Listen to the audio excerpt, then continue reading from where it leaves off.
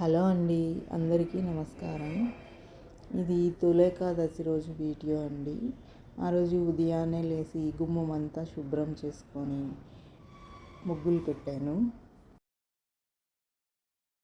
గడపను శుభ్రంగా తుడుచుకొని పసుపు కుంకుమ పూలతో అలంకరించి మామిడాకులు పూలతో అలంకరించి లోపలికి వెళ్ళి ఇంకా దేవుడి సామాన్ అంతా శుభ్రంగా కడుక్కొని తర్వాత కిచెన్ ప్లాట్ఫామ్ అంతా శుభ్రంగా కడిగేసి ముగ్గు పెట్టి పసుపు కుంకుమలతో అలంకరించి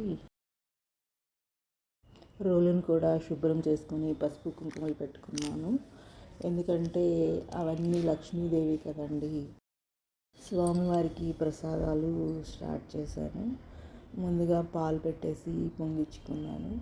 కాఫీ పెట్టుకొని తాగేసి ఇంకా పొంగలి గారెలు ఇవన్నీ చేశాను. ఈ లోపల మా వాళ్ళు ఆకలేస్తుంది అంటే వాళ్ళకి జ్యూస్ చేసి ఇచ్చాను. ప్రసాదాలన్నీ రెడీ చేసేసాను. స్వామివారిని చక్కగా పూలతో అలంకరించుకొని నైవేద్యాలన్నీ స్వామి దగ్గర పెట్టుకొని పూజ చేసుకున్నాము. పూజ బాగా జరిగింది. ఆ తర్వాత తులసమ్మకి పూజ చేసుకొని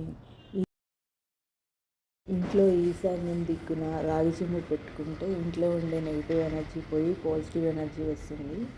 ఇలా చేసుకుంటే చాలా మంచిది. ఆ పూజ అయితే ఇలా జరిగిందండి.